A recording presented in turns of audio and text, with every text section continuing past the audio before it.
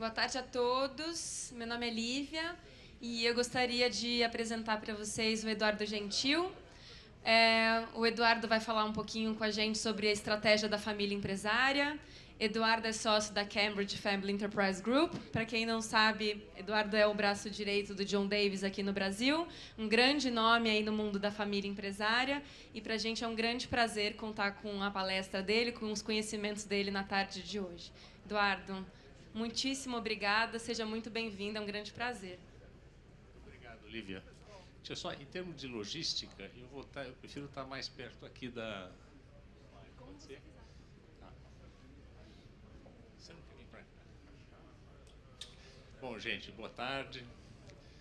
O tema hoje, na verdade, ele começa com estratégia da família empresária, mas o foco, né, é como que, com esse mundo novo, né, qual o impacto na empresa familiar ou na família empresária. Então, esse é o tópico. Eu preparei alguns slides, vou percorrer rapidamente e, por favor, fiquem à vontade para fazer perguntas e me interromper. Tá? Esse material, na verdade, é relativamente recente, né, de estudos da Cambridge, então é um prazer aí compartilhar com vocês. Deixa eu começar. Historicamente, né, as empresas de controle familiar, né, têm tido muito sucesso no mundo, né? Isso tem muito a ver com a sua excelência operacional, com a melhoria constante, com a visão de longo prazo, né, que a família traz para o negócio, né? Então, essas têm sido as fortalezas, né, historicamente, da empresa familiar e da família empresária, né? Então, nós acreditamos que as famílias, né, se saem melhor em ambientes estáveis e que mudam gradualmente. E isso porque o foco, né, e a fortaleza, né, tem sido na estabilidade, na tradição e na melhoria constante dos seus negócios. Então, a gente vê que esse, historicamente, né, tem sido o comportamento e a origem e a fonte de sucesso da empresa familiar. Bom, de repente entramos, né, no mundo VUCA, né, vocês conhecem essa frase, né, e tem a ver com, imagino que ao longo do dia de hoje e amanhã, né, isso será abordado. Então, VUCA, né, significa, ou vem, né, de volatilidade, incerteza, complexidade e ambiguidade, né? Então, tudo isso está afetando, né, o ambiente tradicional da empresa familiar, né? A gente organiza esse mundo VUCA, né, na seguinte forma, né, pelo menos na Cambridge são tantas frentes, né, que nós organizamos em 4 grandes dimensões ou frentes que afetam o mundo de negócios.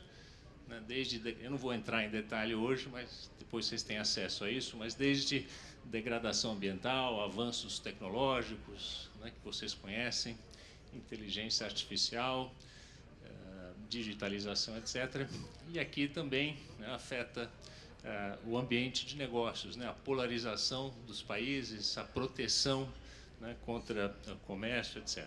Bom, e nós gostamos de distinguir aquilo que é inovação daquilo que é disrupção, né? Embora seja um pouquinho, vamos dizer, arbitrário a nossa definição, mas inovação é fazendo as mesmas coisas, mas fazendo melhor, né? Melhorias. Talvez a gente pudesse colocar melhorias aqui, inovação no meio, mas em contraste com disrupção, né? Na nossa nomenclatura, na definição, é fazer coisas que fazem coisas antigas se tornarem obsoletas, né? E ameaça a viabilidade, né, dos modelos de negócios existentes e gera uma mudança na sociedade, né? Então, nós estamos caminhando em alguns setores, né, mais para cá, né? E como é que a gente lida com isso, né, no sistema da família empresária? Tipicamente fomos fortes aqui, né? E o desafio, como é que a gente se prepara para cá. E outra coisa que enfatizamos é que as janelas, né, de oportunidade nesse novo mundo podem abrir e fechar rapidamente, né, para as empresas. Então, alguns exemplos que vocês conhecem, né, de mega empreendedores de muito sucesso que foram rapidamente à falência ou liquidação, e do outro lado, né, de empreendedores de garagem que se tornaram mega empreendedores e muitos exemplos no Brasil também, né? Aqui é um mix, mas exemplos no Brasil também. Né? Então, a velocidade, né, de criação e destruição de valor, né, aumentou dramaticamente nos últimos anos. Importante manter isso em mente para algumas coisas que eu vou falar na sequência. E algumas últimas palavras, né, o que eu gosto mais é essa aqui do Steve Ballmer, né, que foi presidente da Microsoft durante muitos anos, quando a Apple lançou o iPhone, e ele disse o seguinte, né, Microsoft, né, estamos vendendo milhões e milhões de telefones por ano, a Apple não está vendendo nenhum telefone por ano. Né? Em 6 meses, eles terão o telefone mais caro da história do mercado. Né? Isso foi 10 anos atrás, né? Pouco tempo atrás. Famosas últimas palavras. Aqui um resumo, né? Um pouco talvez exagerado, mas né, nós acreditamos que as empresas familiares bem estabelecidas, né, não são naturalmente boas na inovação. Tem muitas exceções, mas não são naturalmente boas. Né? Então, né, as empresas familiares de sucesso, né, criam e seguem regras, têm viés de longo prazo, né, em algum momento começam a minimizar os riscos, né, principalmente depois do fundador, né, quando entra na segunda e terceira geração, e mantém muito aquela mentalidade, gente, de gestor, de gostar da operação, de entrar na operação.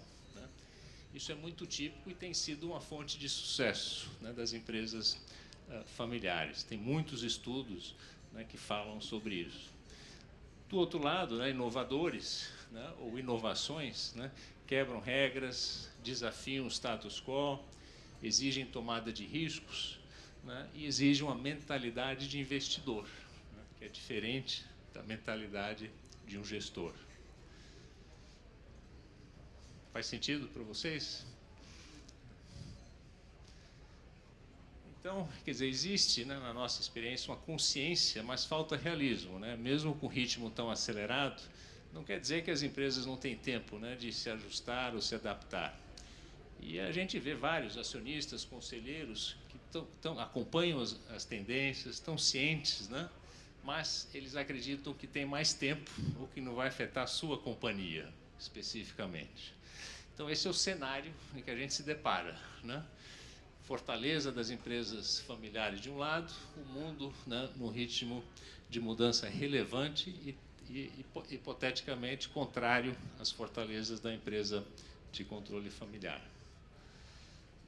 Agora, do outro lado, a gente vê muitos exemplos no Brasil, né, e claro, fora também, de empresas de controle familiar que fizeram mudanças importantes, ou no seu portfólio, né, de negócios, ou até vendendo os seus negócios e investindo em outras empresas.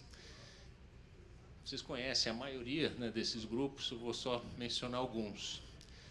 O grupo Ultra, por exemplo, né, mudou dramaticamente o seu portfólio, né, de uma empresa de ultragás e petroquímica, Oxiteno, para hoje, né, a segunda maior empresa de postos de gasolina, né, no Brasil, com a Ipiranga.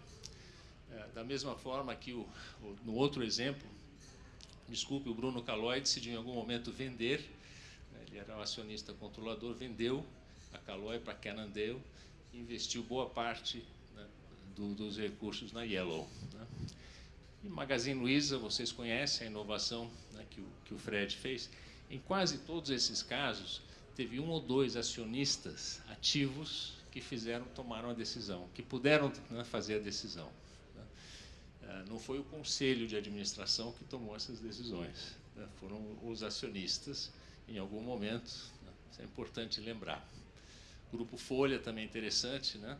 Empresa de mídia que migrou já há alguns anos para o UOL e sistema de pagamentos, etc., que tem a ver, né, com o que a Facebook está tentando fazer agora.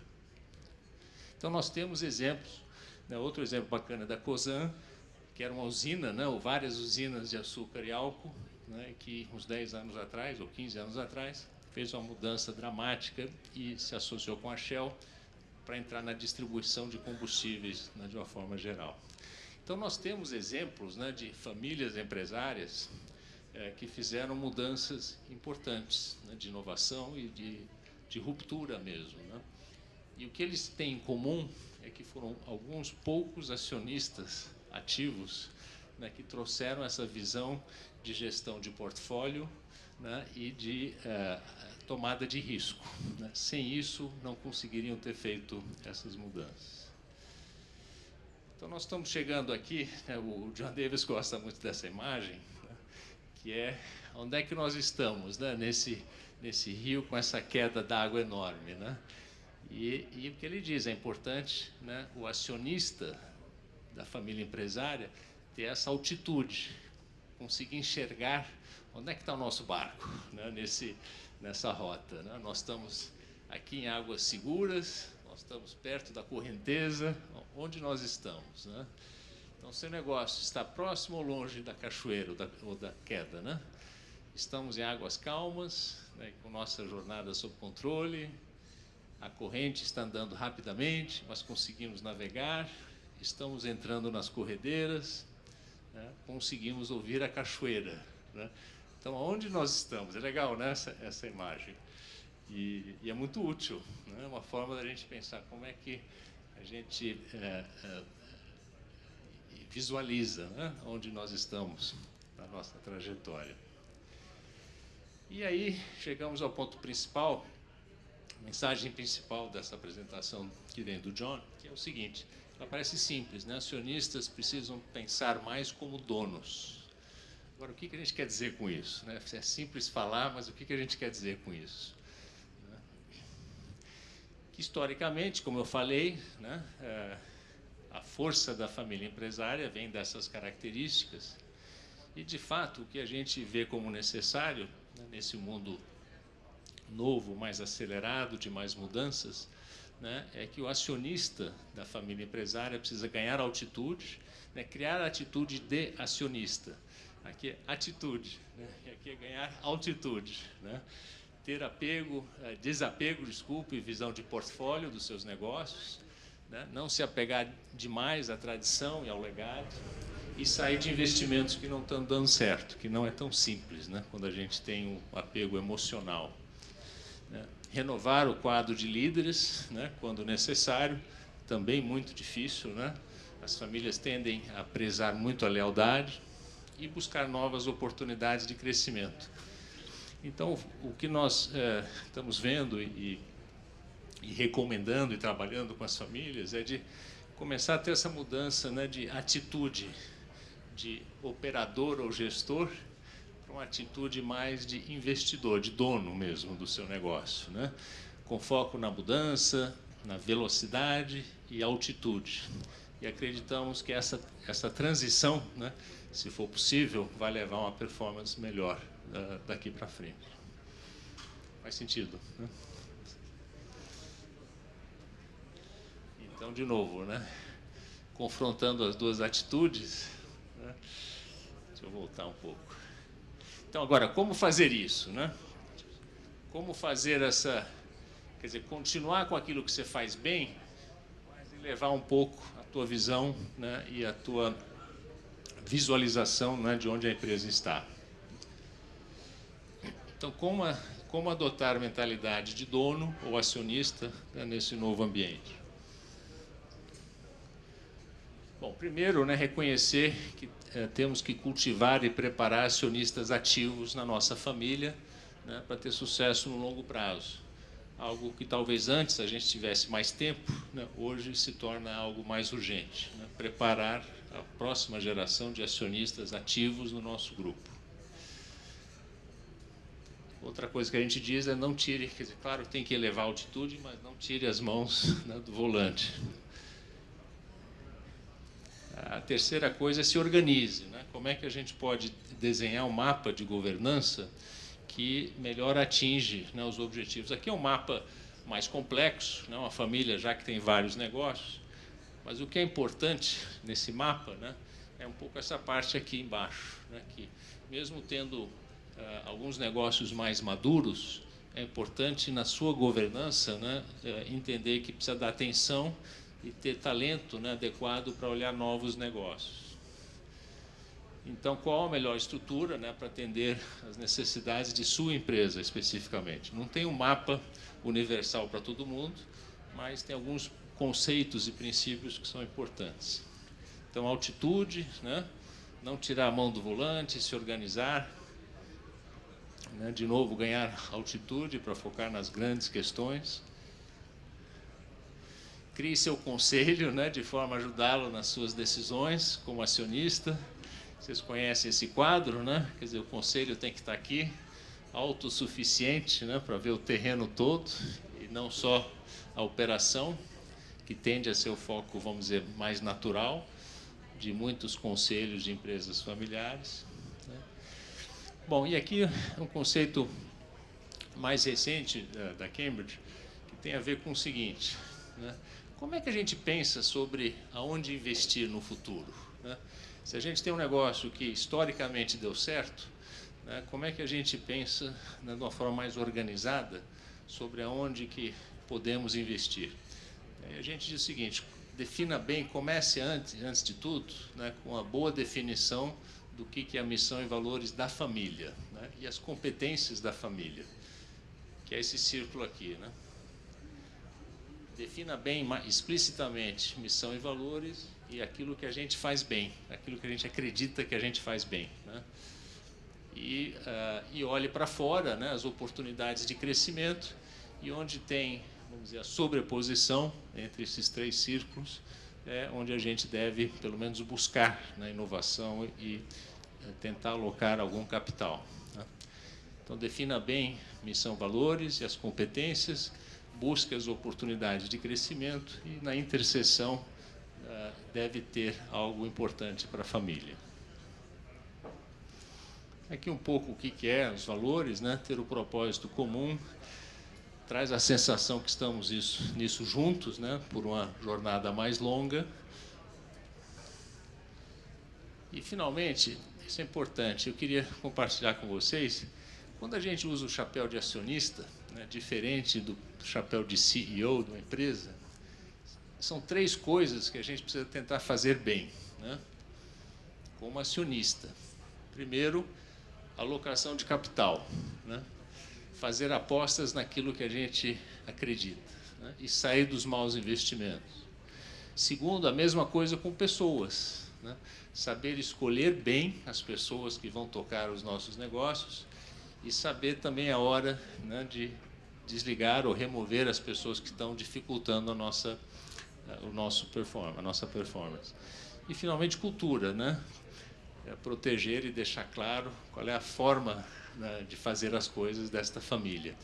Então, a gente, cada vez mais, né, o nosso trabalho com acionistas está focado nessa direção. São três tipos de decisão que o acionista ativo tem que fazer e que torna, quer dizer, faz toda a diferença, né, no mundo de hoje, no sucesso ou insucesso do grupo empresarial. Alocação de capital, pessoas e cultura. Eu acho que isso é o que eu falei, né? E, de novo, é importante ter aquela visão de longo prazo, mas, ao mesmo tempo, espaço, né, e altitude para olhar o que está acontecendo em volta no curto prazo, né? O John gosta muito dessa frase, né? Crie valor de acordo com seus valores.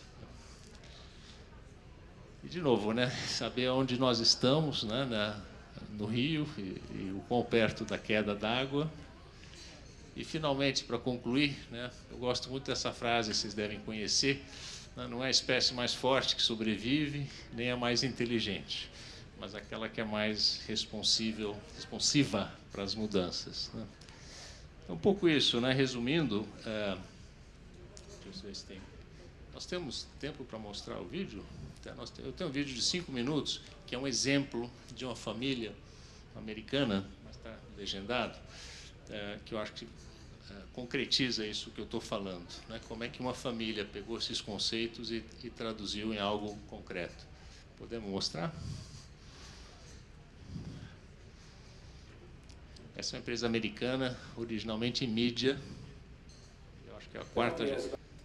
Assim, esse é um bom exemplo, porque essa família Cox, ela dedicou tempo nos últimos 20 anos a definir claramente a vocação da família, né, em 3 áreas. E os investimentos são nessas 3 áreas por hora, claro, em coisas novas, né, inovadoras, mas nessas 3 áreas. Né? Se a gente não faz isso, se a gente não toma o tempo, né, para definir claramente o que é a nossa visão do futuro, os nossos valores e a vocação da família, fica mais difícil você direcionar esse tipo de decisão. Mas resumindo, né, acho que a mensagem mais importante que eu queria deixar com vocês é relativamente simples, né? Nesse mundo mais acelerado, as famílias empresárias têm que ganhar altitude, né? Olhar não só a sua operação, mas saber tomar decisões inteligentes em 3 áreas, né? Alocação de capital, seleção de pessoas, né? E cultura. E com menos apego, talvez, do que historicamente, né? E é um equilíbrio delicado. Você quer manter a força da tradição, né, a conexão da família, mas, do outro lado, você quer introduzir essa nova forma de olhar o mundo e os negócios. Então, é isso. Não dessa visão de mais altitude, de seleção de investimento, com a palestra anterior, que é essa multiplicidade de oportunidades trazidas pelo mundo das startups, que podem estar alinhadas com os valores da família. Excelente pergunta. Eu acho que esse é o desafio, né, que a gente não tem a resposta, vamos dizer, é caso a caso. Mas eu diria o seguinte, que aquele exercício, Ricardo, né, de você entender aquilo que você faz bem, né, entender aonde que você quer chegar, né, no longo prazo, te ajuda a, pelo menos, navegar nesse mundo novo de startups. O que nós vamos fazer? Vão ser coisas mais adjacentes ao nosso negócio, vão ser coisas absolutamente novas, né, onde a gente vai assumir mais risco. Então, essa questão de visão de portfólio, que eu diria para você o seguinte, o mais importante, né, é definir claramente o que nós temos em termos de competência, valores, o que a gente faz bem, trazer uma visão de gestão de portfólio. Então, temos um negócio aqui, mas nós vamos investir em outros, e fazer esses investimentos com a tese de experimentação, né, com fases onde eu vou até aqui, né, e se o negócio não estiver indo bem, eu não invisto mais, né. Então, é um pouco esse caminho. Agora, eu acho que muitas famílias, né, estão tendo dificuldades em definir esse caminho, né, e aí eu acho que a estrutura, né, de governança pode ajudar, mas não é a resposta, né, sozinho, né, não é só isso. Tem um filme, eu gosto muito de cinema, e tem um filme que eu adoro, que é Chá com Mussolini, que trata de algumas nobres damas que moravam em Florença quando começa a Segunda Guerra Mundial. E elas tinham o hábito de tomar o chá da tarde, no salão de chá, até que um dia a polícia do Mussolini vem ao salão e causa uma confusão. E uma delas, que era viúva do embaixador inglês na Itália, decide ir a Roma tomar chá com Mussolini e pedir a proteção dele, né?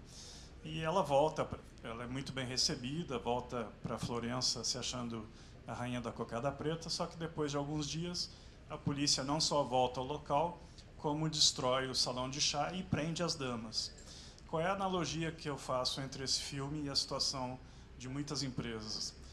Elas acharem que, apesar da mudança no ambiente de negócios, a fórmula que deu resultado no passado vai continuar dando resultado no futuro, né? Então, essa miopia, muitas vezes, leva a empresa a cair na cachoeira, né? Agora, eu acho que valeria a pena você comentar, Eduardo, um pouquinho sobre a questão da sucessão, porque muitas vezes o momento de sucessão de uma geração para outra é justamente aquele momento que favorece essa guinada, essa mudança de mentalidade, de cultura, de rever posicionamento no mercado. Então, acho que a pergunta que vale a pena você explorar é como o processo sucessório pode ser um trigger para fazer essa mudança de mentalidade.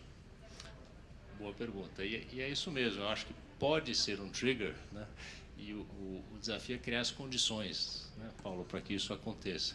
Então, de um lado, eu acho que realmente tem um gap no diálogo e no entendimento, né, desse novo mundo, entre os fundadores ou a gestão que está, vamos dizer, no poder hoje, tocando os negócios, e a nova geração, né, que traz uma outra pegada, uma outra mentalidade, e que muitas vezes não é apreciada e não tem um espaço, né? Então, o que nós temos visto e temos recomendado que eu acho que está começando a funcionar, né, é que tem que abrir um pouco as que eu chamo as regras de acesso ao sistema, e não para os jovens terem mais acesso a algumas posições e algumas iniciativas, e não esperar, né, a passagem do bastão do negócio principal. Então, regras de acesso, mais espaço, né, e experimentação, né, porque eu acho que um dos medos, né, é exatamente esse de risco excessivo, né, em novos negócios. Então, estabelecer claramente o que é uma política razoável, né, de experimentação em novos negócios. E a outra coisa que eu diria é, quer dizer, regras de acesso, espaço, experimentação. E, de novo, começar, talvez, Paulo, por coisas que tangenciam o teu negócio principal. Então, o teu negócio principal ou os negócios principais têm desafios, né? Então, quais são os desafios mais relevantes nos nossos negócios atuais? E existem, com certeza devem existir, né, startups ou inovações que podem, pelo menos, começar a endereçar isso. Então, lá na SLC Agrícola, por exemplo, né, eles têm uma série de desafios em relação à gestão das fazendas, né, e, ao mesmo tempo, uma resistência em relação a grandes inovações. Então, lá eles estão começando com pequenos investimentos em startups que ou melhoram a previsão do tempo, ou melhoram a forma de dosagem da inseticida, e assim por diante. E, com isso, você começa a criar mais conforto.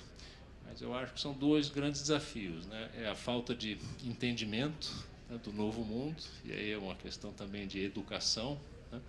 Talvez usar o conselho para, né, elevar o grau de conforto que a geração atual pode ter com novos investimentos, e também usar de novo aquilo que mais agrega valor ao teu negócio principal. Começar por aí e depois expandindo. Faz sentido? Eduardo, obrigada. Achei extremamente importante tudo que você trouxe. Eu trabalho numa empresa familiar.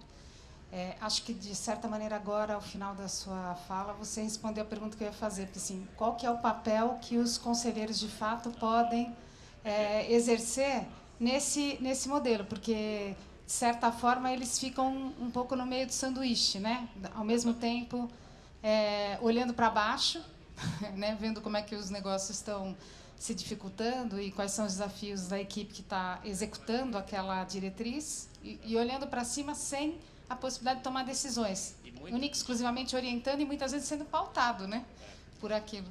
E, de novo, quer dizer, eu não foquei muito aqui no civil, né, no papel do conselho, porque quase que propositalmente, porque muitas dessas decisões, na verdade, elas são decisões mais de acionistas do que de um conselho. Agora, se você tem um conselho eficaz, ele, claro, vai olhar para baixo, vai olhar para cima, ele vai fazer a conexão com os acionistas. Mas poucos conselhos fazem isso bem, né? No mundo todo, eu acho. Acho que esse é um desafio enorme, né, Paulo? E por isso que é tão importante você, além de se organizar, ter um bom conselho, né, essas coisas que eu falei, é você dedicar tempo a criar acionistas ativos, acionistas responsáveis, né, que vão ter a competência de fazer essas três coisas. Porque a alocação de capital é que vai fazer diferença. A gestão do portfólio dos seus negócios é que vai fazer a diferença. Claro, na maioria das indústrias, não em todas, né? Tem algumas indústrias que o ciclo vai ser muito mais devagar. Então, talvez um caminho aí é como é que a gente, nós todos aqui, né, como é que a gente fortalece essa conexão, né, entre o conselho e os acionistas, ou um grupo de acionistas. E aqueles exemplos que eu dei de empresas no Brasil que fizeram essa mudança, enfim, vamos ver se elas vão ser bem-sucedidas no futuro, mas, né, pelo menos fizeram. Quase todas elas tiveram um acionista ou um representante dos acionistas com muito poder para fazer essas mudanças. E claro que foram bem assessorados pelo conselho, pelos conselheiros, o Paulo Cunha, o Rubens Ometo, etc., né, o Bruno Calói, mas, no final, eles é que tiveram que tomar a decisão. Então, essa conexão, acho que uma lição, talvez, falta aqui nessa apresentação, naquele mapa de governança, como é que a gente usa melhor o conselho nessa dinâmica que eu falei, onde você está criando acionistas ativos. Eduardo, permite-me mais uma pergunta. Pegando o gancho que você acabou de falar, de que tinha um acionista que liderou o processo, que foi bem assessorado, mas liderou. A ausência dessa pessoa, quando você tem o poder do acionista diluído em vários núcleos familiares, seria um empecilho para esse passo? Pode ser, sim. Eu acho que... o que a gente vê, né? Nessas famílias onde houve já uma transição e fragmentação do controle, né? E nenhum ramo ou acionista tem mais do que, sei lá, 15%, 20%, aí o que é importante é, dentre o grupo de acionistas, né, ter 1, 2 ou 3 que nós chamamos acionistas ativos. E aí é importante a governança da família para dar a estes acionistas o poder de representá-los e tomar as decisões. E acontece. Então, não é que, né, a presença de um acionista controlador facilita, mas, na ausência, né, você caminha, né, para uma situação onde são vários acionistas, mas elege, tipicamente, né, conseguem eleger 1 ou 2 ou 3 que representam, são os acionistas ativos e que estão mais focados nessas decisões. Então, a boa parte do trabalho, né, que todos nós temos que fazer é exatamente essa, né, de capacitar acionistas ativos em cada geração. Eduardo, eu acho que tem um dilema interessante que eu gostaria de ouvir a tua opinião de como facilitar com a família, que é o seguinte: inovação requer investimento, né? Então, é o dilema entre investir em inovação, que vai trazer um resultado a médio e longo prazo, ou receber dividendos, né? E a gente sabe que na empresa familiar tem a pressão para receber dividendos, principalmente os membros da família que não atuam na gestão. Então, como resolver esse dilema entre investir em inovação, que vai trazer resultado médio e longo prazo, ou botar o dinheiro no bolso? Eu acho que esse dilema ele fica mais presente à medida que a família, né, vai evoluindo e tem mais membros da família que dependem do negócio. Então, é um dilema que ele existe com ou sem inovação, né, Paulo? Na verdade, ele existe para investir nos negócios atuais versus na distribuição. E aí eu diria, a parte de investimentos em inovação, em geral, não são investimentos tão vultosos, né? Eles representam 5%, né, do patrimônio, alguma coisa assim. Não são investimentos pesados de capital, né? Então, sob esse aspecto, talvez seja mais fácil de você equilibrar, né, a distribuição de dividendos versus investimentos. A outra dificuldade é que são investimentos de mais alto risco, né? E muitas vezes a família, quando chega na segunda, terceira geração, já tem menos apetite a risco, né? Então, de novo, eu acho que é um processo de educação e de explicar, olha, no longo prazo, se nós não tivermos, né, investimentos em ativos de maior crescimento, os dividendos vão minguar, não é? Então, assim, é um processo realmente de equilíbrio, né, e de educação. Bom, estou com o tempo esgotado, muito obrigado, foi um prazer estar aqui com todo mundo e sucesso aí para todos nós. Obrigado.